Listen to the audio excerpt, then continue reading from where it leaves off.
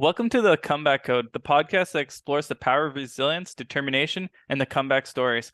Hosted by myself, Justin Grassfield, this show features inspiring individuals who have faced incredible challenges and through their unwavering perseverance and willpower have managed to rise above their circumstances and achieve greatness. Whether you're looking for motivation, health advice, or just an uplifting story, the Comeback Code has you covered. So get ready to be inspired because it's time to unlock the secret of the comeback and unleash your potential. This is the Comeback Coach.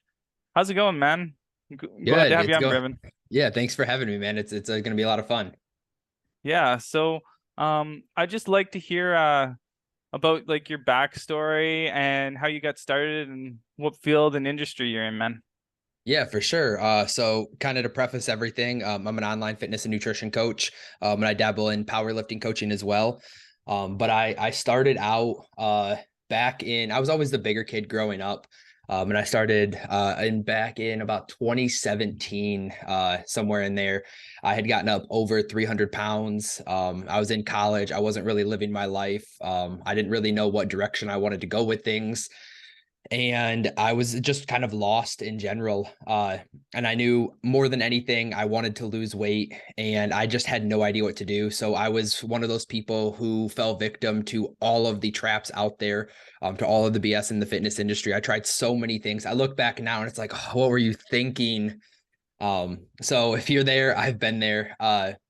But I actually had transferred colleges from Michigan State University to Western Michigan University, where I ended up graduating. And I had gotten to the point where I'd lost like 30 or 40 pounds. And I was like, I really like this stuff, but I want to know more. I feel like there's not a lot of good information out there. So I ended up switching my major. I got super obsessed with everything and I changed my major to exercise science because I wanted to learn. I wanted to know the why and the how behind everything I was doing because I just couldn't find the good information out there. And I ended up losing over 100 pounds at my lowest. And again, I went through so many struggles on my fitness journey. I struggled. One of my biggest ones was binge eating. I remember back in college, when I was living in the dorms, I would eat one meal a day. The only thing I would allow myself to eat, which again, this is one of those like you look back, you're like, what the hell were you thinking kind of things. The only thing I would allow myself to eat was a wrap because for whatever reason, I thought wraps, like a turkey wrap, was the epitome of health. So I would have that every single day for lunch, and that's all I would eat until I would inevitably binge, and I'd be sneaking Taco Bell back in my backpack into my dorm so no one saw me eating it or ordering food at like 1 a.m. so no one would be awake to see me eating the food. And it was just a really vicious cycle that I found myself in. And I wanted more than anything to be out of that cycle, to not be a binge eater, to not be overweight, 300 pounds, and unhappy with my life. I just wanted to start living my life. And that was kind of the why behind my fitness journeys. I just wanted to take my life back and be able to actually start living. So yeah, I had switched my major, lost 100 pounds, and one of my roommates at the time had actually introduced me to coaching. And it's funny because my major was exercise science, and I had a class in college. It was a personal training class that we had to take. And I remember at one point saying, I would never do this. I'm never going to be a personal trainer. And I very vividly remember that because once my roommate introduced me to like what coaching actually was, coaching versus like personal training, I was like, damn, I actually really want to do that. That sounds awesome. Like I can work with people all over the world and help people that were in my exact situation. And who just felt so lost. I can help them sort through that stuff in the industry, all the BS in the industry, and really actually make a lasting change. So I ended up switching my major. I got my personal training job.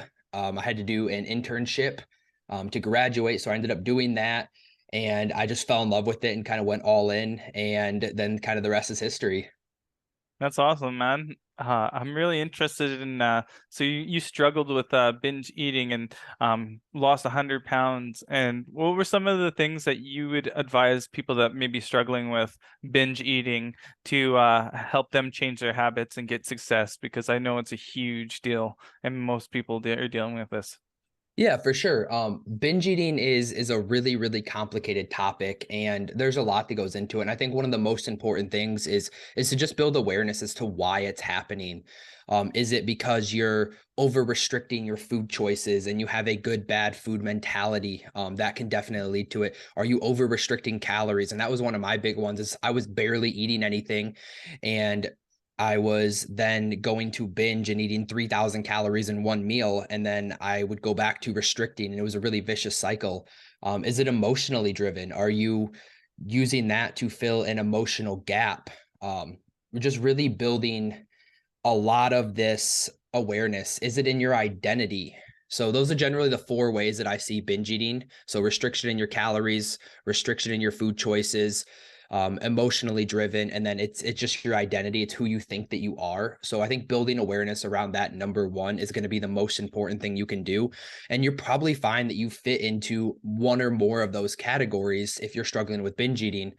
And then you can start to take some steps to overcome those, but you have to first know where you're actually struggling.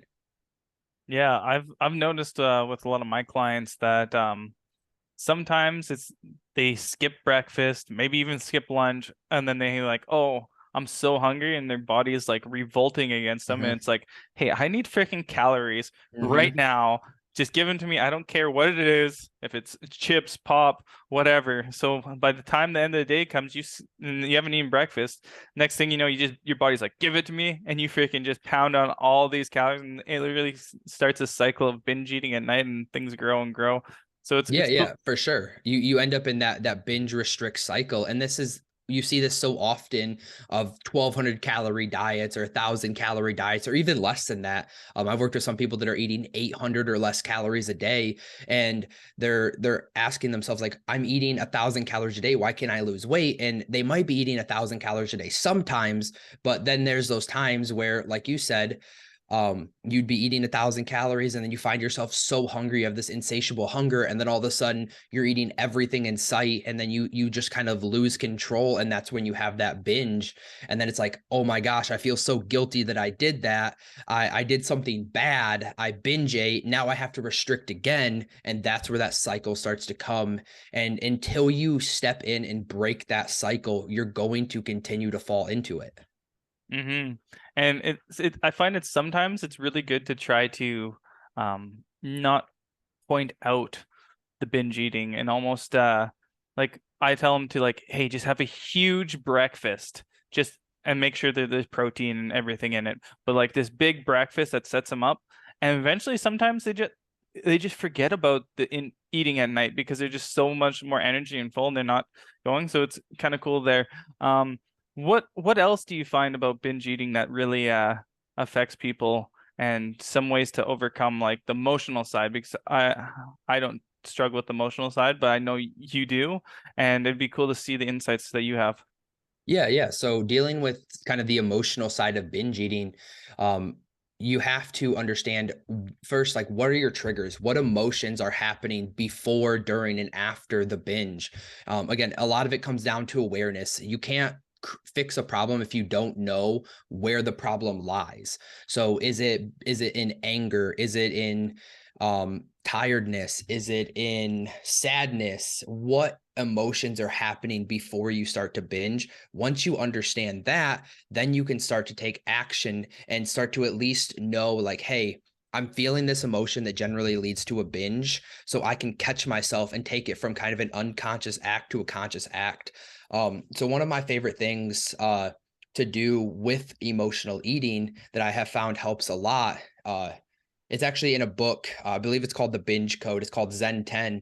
Is when you find yourself in that situation where you're starting to feel that emotion, that trigger that you have had in the past, I want you to step away from the food, step away from the situation, and give yourself 10 minutes. Try to process why you're feeling that way, what you're feeling, how you're feeling. And then after 10 minutes, you can come back to the food and you can decide, was it an emotion that I was trying to fill? If that's the case, then you can move away from the food. You no longer have that urge. Or you can ask yourself, was I actually hungry for that food? And if you were, great, you can have that food, because there's not foods that are good or bad, inherently healthy or unhealthy. There's no foods that we're going to restrict here, because that's another big thing in binge eating, is a good or bad food mentality, is just over restriction in your food choices.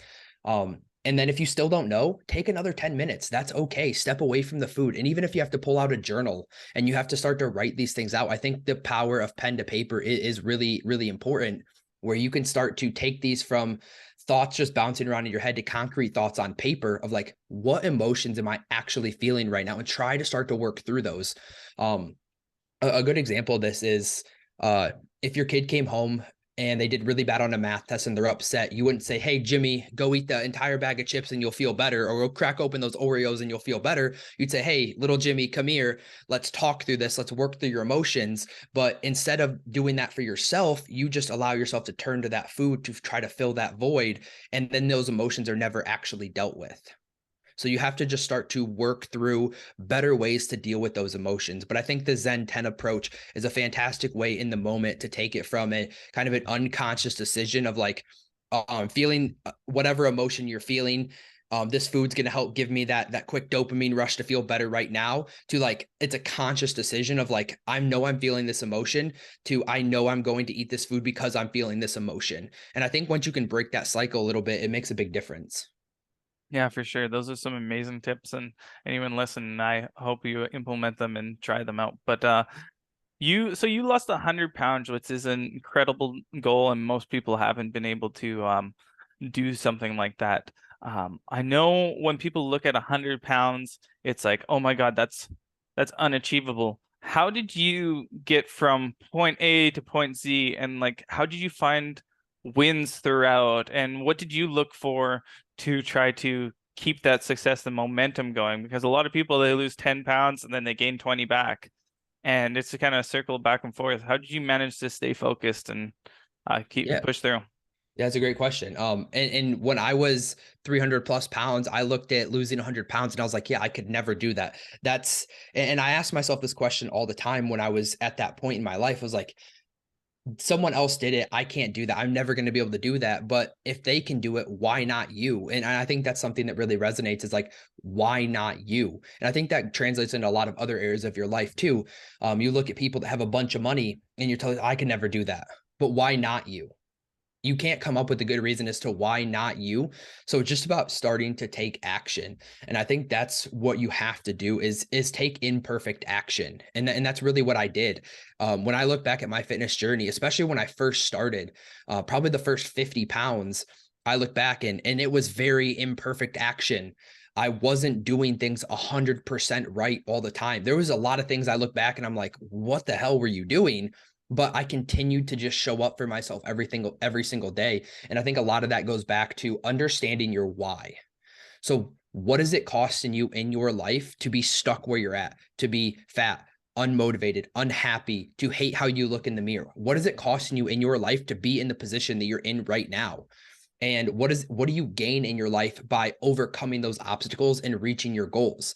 So once you get a really detailed why as to why are you doing this, those days that feel a little bit harder, because there's always going to be days where you just don't feel like showing up. Yes, it'd be really nice to just lay in bed all day and not have to get up and go do anything, but you have to look back at that why. And if you have a strong enough why, and I promise you that you do, but sometimes it's really uncomfortable to uncover. And my why on my fitness journey was, again, I was in college. I wasn't going out with friends. I wasn't living life. I was super unhappy with myself. I just wasn't doing anything. I was watching all of my friends do all these fun things, but I wouldn't go do them because I was too embarrassed to go be seen in front of other people.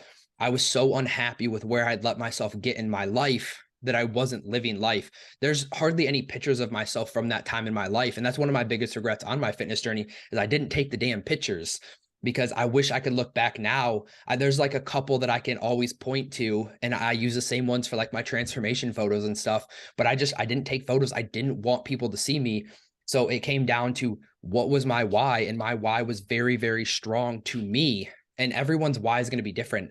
I've heard whys of, I want to be around in 10 years to be able to take care of my kids. I want to get on the ground to play with my grandkids. And I think family is a very, very important why. You can look internally and say, I want to be around in 10 years to actually live my life. There's so many reasons why you're doing this. You just have to figure out what yours is. And I think again, pen to paper, I think is very, very powerful. Take that down, write it down, hang it up. Look at that every single day, especially on those days where you don't feel like doing the thing. Because again, there's going to be days where you just wake up unmotivated, but motivation is bullshit anyways. We don't rely on motivation on our fitness journey because it just comes and goes, but our why is always going to be there. Yeah, it's incredible how things change, and you wish you could have went and done some things, like maybe taken some photos, not back when you first started. I didn't even jump on a scale because I was embarrassed for a while, and then I started working out and trying to learn to walk again, and was going through this process of trying to find myself, but I was too embarrassed. I didn't tell my friends. I didn't even tell my friends or family that I had a brain infection and couldn't walk. I didn't till I actually got healthy. And it was kind of a blessing by COVID because no one was coming around anyway. So I was just locked in my house by myself. But right.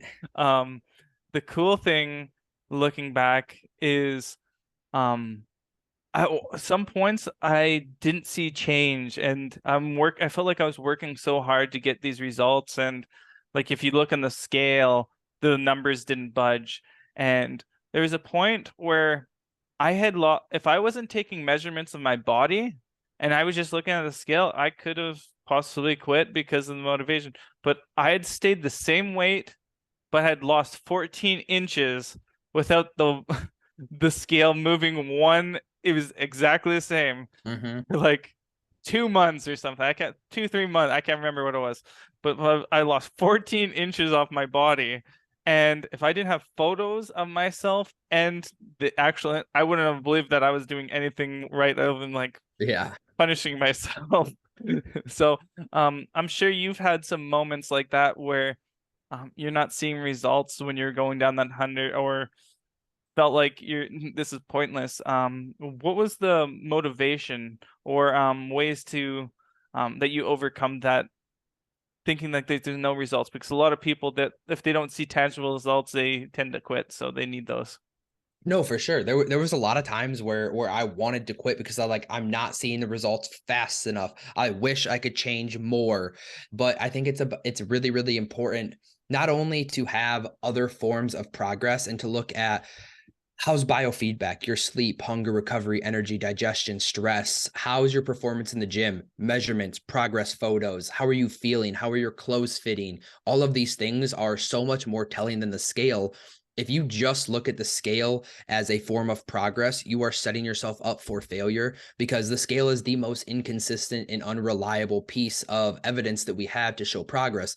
Now, I utilize the scale for myself and my clients so that we can look at trends over time, but I never actually care what that number on the scale says. I want to look at what are the trends over the weeks, the months, the years. How are those moving compared to all of our other feedback markers that we're looking at, because those are so much more telling.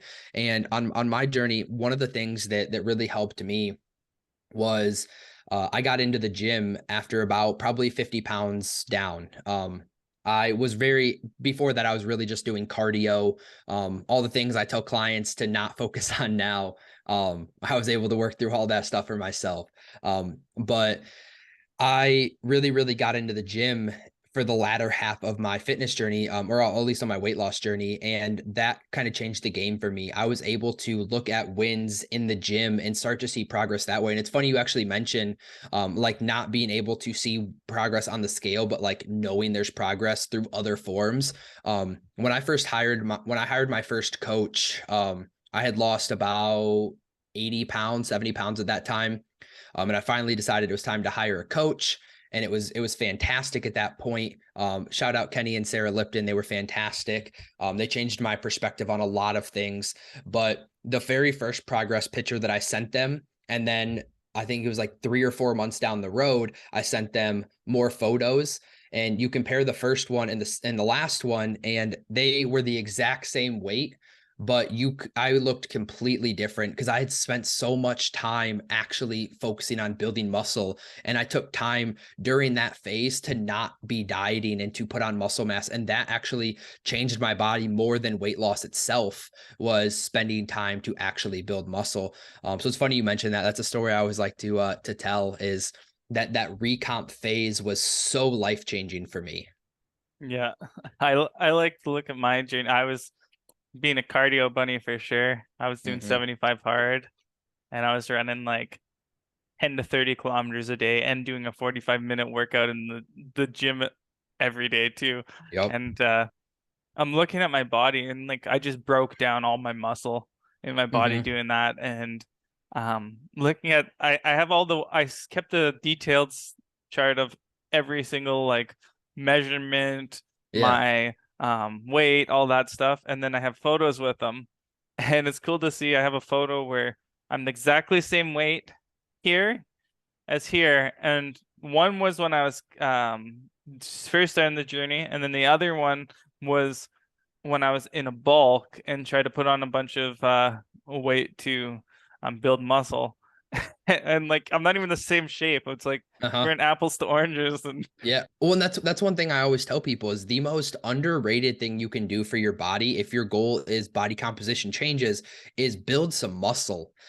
Is spending time not dieting. Dieting should be the minority of your time during the year, especially if you're going to have successful dieting phases and get the most out of it. It should be the minority of your year. The majority of your year should be spent trying to get stronger and build muscle, because that's not only going to help your quality of life, because those things impact so many things outside of just fat loss. But building the body you want is built in the gym. It's not built by chasing a number on the scale. And like doing cardio, I was putting on weight running 30 kilometers a day. I was literally I'm like I'm eating 1,400 calories and I'm running 30 kilometers and working out. How am I gaining weight? And I'm like looking at the photos, and like I'm just putting on more and more fat, and my arms are just getting thinner and thinner and thinner. I'm like, what is going on? And then it's hilarious to see, like, you go and you just cut the running, and next thing you know, like I went and did like a bulk, and then I was like 15% body fat when I was running, and like I was 193, and then I did a huge bulk, put on like 30 pounds, and plus I had the brain infection, so a lot of my muscle had been deteriorated from not being able to walk, so I put on muscle very, very fast. And then after I did a cut, I got down to 9% at 209.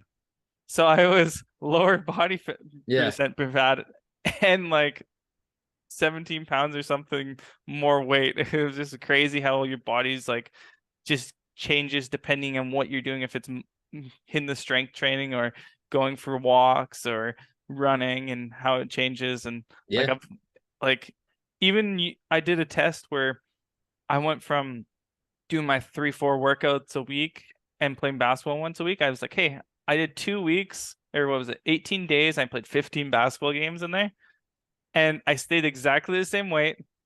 The only thing that changed was I lost 4 millimeters of fat on my legs and gained 8 millimeters of fat on my stomach. It just transferred the fat up from running. I was like, that's pretty cool to see, like, how your body, depending on the activity you do. So, what else? Do you have any specific goals you're trying to achieve these days? If it's work or fitness or life? Yeah, I actually am a power lifter now. So that's something I got into about a year and a half, 2 years ago now. I got into powerlifting, and that kind of changed how I approached the gym a little bit. So I was before just training for body composition and for building muscle. And now I train mostly for strength. So my goal is to just continue to train for powerlifting. And that's one of the most fun things I've ever done for my training, is switch that up to just every time I go into the gym, my goal is just to be as strong as possible. It's a lot of fun. I recommend powerlifting to literally everyone because it's such a supportive community, and there's nothing better than being able to just chase strength and chase being 1% better every single time you step into the gym. So yeah, definitely goals inside of powerlifting, just to continue to get stronger. I'm chasing that 700-pound deadlift and the 600-pound squat right now. But inside of coaching, everything like that, just continue to grow the business and to continue to be able to help as many people as I can to not end up in the same situation that I was, where I was lost, confused, binging, and just struggling and trying anything and everything I possibly could to lose weight. I want to help people do that in the most sustainable way ever. Yeah, that's amazing, and it's cool to find passion that you have, and to really see like tangible results that you're getting. It's really cool, and I love like how like a lot of times we just get into this behavior where we just do the same reps Mhm. over and over and over again, and it's like when you just kind of stop getting results, and if you just switch up like the amount of reps or sets and how your body just drastically changes Yeah. with some like no, like I can't think of the word right now, but nostalgia almost like a Mhm. different rep set. So, yeah. What things did you end up doing for powerlifting? What did you find the most success from in that for like learning to get strength quickly? So powerlifting, a lot of it comes down to specificity. So it's just training the squat, bench, and deadlift. So training those multiple times per week, trying to figure out where you have weaknesses at. And that's where it's really cool. I think a lot of it comes down to mindset, I think. A lot of lifters can still build strength and have success inside of a sport like powerlifting, even with suboptimal programming. I think a lot of it comes down to mindset. And this is something I take with my powerlifting team. I also do powerlifting coaching as well, more of kind of like a side hobby project for me. But I think one of the most important things that applies to powerlifting, but also applies to your fitness journey and so many other areas of your life, is to be able to work under unideal circumstances. And the way I use this inside of like powerlifting with the powerlifting team is you might have a crappy gym. You might have crappy equipment. It might be too hot or too cold. You might not be able to train at the ideal times. You might be a little bit tired, but you have to go in and you have to put the work in anyways. And if you can only compete under ideal circumstances, once you get to the platform, those circumstances might not be ideal, and that's going to make your performance suffer. Now, your competition is probably only training at a really nice powerlifting gym with really nice equipment under the perfect circumstances. So when they get to meet day and the bar sucks, or the floor is a little bit slippery, or the timing's weird, or something goes wrong on meet day, they can't compete because they don't know how to deal with unideal circumstances. So I think a lot of it is and the reason I love powerlifting is it allows you to become the best version of yourself and to build that rock solid mentality of just get 1% better every single day. And I think that you are capable of so much more than you actually think you are. And this really shows it. There was never a time when I was 300 pounds that I thought I would be chasing a 700-pound deadlift or be able to actually deadlift 600 pounds. There's never a time that I thought I'd be able to squat over 500 pounds. That just wasn't fathomable to me. And now those are things that I can do, I have done before. And it's really, really cool to see. So that's kind of the approach I take with them. And that's kind of like the pillar of our powerlifting team is compete and perform with unideal circumstances. Because once you get ideal circumstances, if you go to a meet and it's a perfect circumstance, everything works out the way you want to, it's like you got a little super jump for yourself and you get to have a really, really great day. But even if the day sucks and the meet is terribly run, you still get to go out there and be your best because you know how to perform under unideal circumstances. And that just translates to so many other areas of your life, and inside of fitness. Yeah, I find that journey like you go on and like the power lift really interesting because like I have had a completely different route. Like when I was going to the National Training Center for wakeboarding, I had overdeveloped quads, like substantially overdeveloped. And like I'd do like a wall sit for fun for like 2 hours, and like read a book, things like that. Because when you're wakeboarding, you're just constant squat. And like I didn't feel like there was no strain at all for doing any kind of squats, and they're like super overdeveloped. And then my back was as well. But then so my trainer was like, man, you just need to cut completely squatting and don't work on your back. You need to try to build your hamstrings and your chest and try to. So I, throughout my whole like 20 some years from or 15, 20 years from doing that, just completely cut out squatting and back exercises. And then I'm like, the muscle comes back so fast, and I have such imbalances still. So I'm like, it's cool to like listen to that, and I'm interested in learning more on getting better at squatting and everything, because I don't even try to push it. Like, like I just, I'm like, okay, 200 pounds, I'll just do that. I'm like, I can bench more.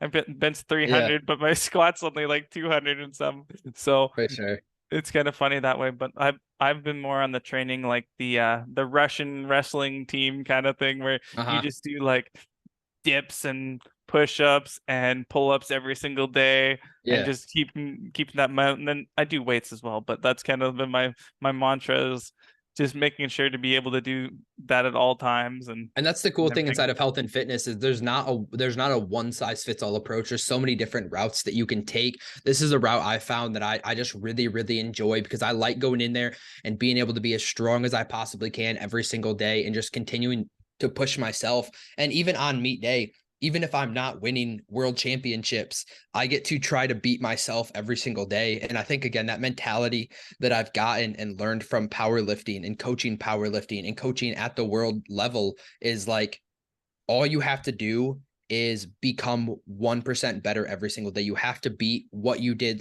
yesterday. And if you can do that, it doesn't matter what anyone else is doing in the world. It only matters what you're doing right now. Yeah. And it's really cool that you can do one thing and jump to something else and learn all these different things. And just, there's so many options and avenues that you can go to, and to really see success and just enjoy fitness and keep things fun for you. Like my brother was into powerlifting like you, and he was doing 600 some pounds until he threw out his back. But he was like, he bulked up to like he was like 250 something pounds. He was just all into the gym. Then he's like, oh man, I want to get more into he wanted to get so he could go in helicopter firefighting. So he drops down, but then he had to be 180 pounds. So he's trying to lose 70 pounds of muscle and everything. And like, so now he's got into running and doing like more rep range things. It's cool to see like the different atmospheres that people go. And there's so many, like you go to the gym and there's all these different body types, and everyone's doing something else.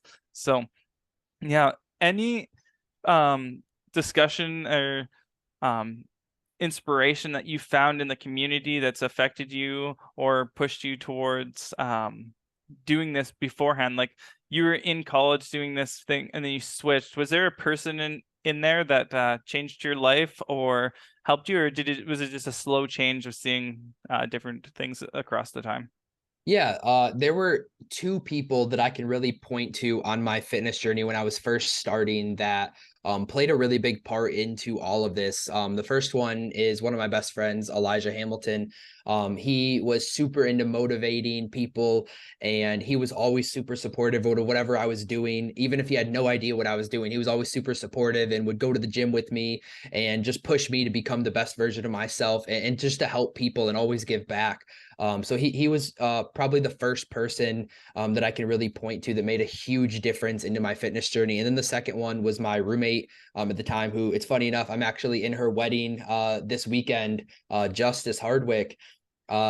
She was the one who really introduced me to coaching, to what coaching could be. She was the one that showed me like my first ever coach that I found on Instagram. She was the one that opened up those doors for me. She was the one that introduced me into like tracking macros and all that kind of stuff. And she was the one that pushed me at that time to continue to go to the gym and to get stronger and to build muscle, and just really opened those doors for me, and was super into fitness herself and worked at like the vitamin shop. So we always were able to talk about those things, and we just really were able to connect over fitness. And she opened a lot of doors in there for me, and then just continued to always support whatever I did, whether it was my own weight loss journey or becoming a coach myself and then getting into powerlifting and everything. So it's been super cool to have those kind of people in my life. I think you can have only so much internal accountability. I think having external accountability is one of the most important things on your fitness journey, whether it's a coach, whether it's a friend, whether it's someone that you meet at the gym, just having some sort, or even social media. Social media is super powerful for that now. Of having external accountability is going to help on those days when it gets hard. You're going to have someone to lean on, because if you don't have that, yes, you can do it by yourself, but you don't have to do it. You don't get extra points for doing this stuff alone. Mm-hmm. Yeah. So one of my last questions I'm going to ask is, so there's a lot of people that have been struck by illnesses, and it could be a wide range, or they're just overweight and struggling to get past, and they haven't taken that one step across the line to start the momentum to go. What would you say to them? Like something maybe that you had to deal with to get your first step forward. How do you get that momentum building up to start when you haven't started a journey like this before? Imperfect action. It comes down to that. There's not a one size fits all answer to this. Unfortunately, I wish there was something I could give to the listeners that was just like, if you do this one thing, it's going to build the momentum and motivation that you need, but it's just do something.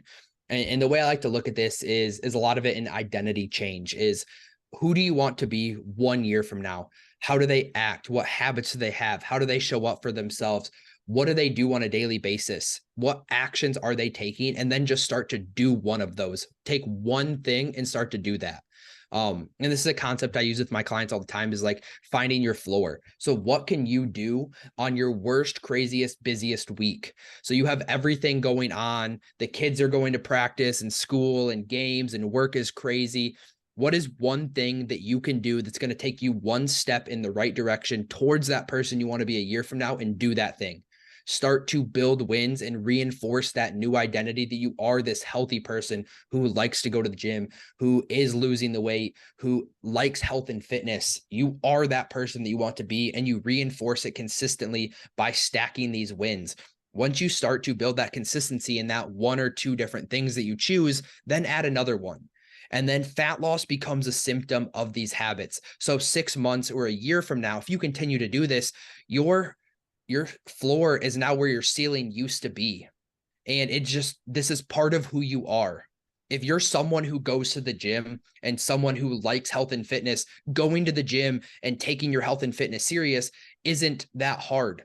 But if you're someone who wants to go to the gym and you're someone who tries to go to the gym, well, there's going to be days when you don't want to go to the gym and you don't want to try on your health and fitness. So a lot of it comes down to your identity. And if you can ask yourself those questions and take imperfect action one step at a time in the right direction, you will get there, because fat loss becomes a symptom of those habits. But the faster or the harder you chase fat loss, the faster it goes away. Yeah, I absolutely love that. Imperfect action. And when I talk to my clients, a lot of times like, oh, they're like, oh, I failed. I ate this thing, and they're all disappointed about it. It's like, well, you know what? Last week you didn't even think about you eating that. I'm like, that sounds like a win to me. Yeah. You notice that you're doing the wrong thing, or it's not even the wrong thing. It's just you're noticing things now. So that's change for the positive, and it's Yeah. cool. They think of it as a imperfect action, and it's actually a positive action, because everything builds, and you're building a mountain of habits and just stacking win after win, even if it's something that you wouldn't consider a win. And Yeah, for last sure. question for you is, what were some like maybe books that helped you on this journey, or podcasts that you love? And I'd love to hear some of those for the listeners. I really like Jordan Lipp's podcast. I think that's a really beneficial one. If you don't know who he is, definitely look him up. His podcast is super science-based, and he's one of the smartest guys in the industry. Jordan Syet was another person that I really followed from the beginning that helped a lot. And one of the biggest influences I had on my fitness journey was Cody McBroom. He hosts the Tailored Life podcast. He did a fantastic job, and he puts out like 3 podcasts a week and just a ton of really, really valuable information. So those are a couple people I would definitely point to as to people that I think are fantastic examples in the fitness industry.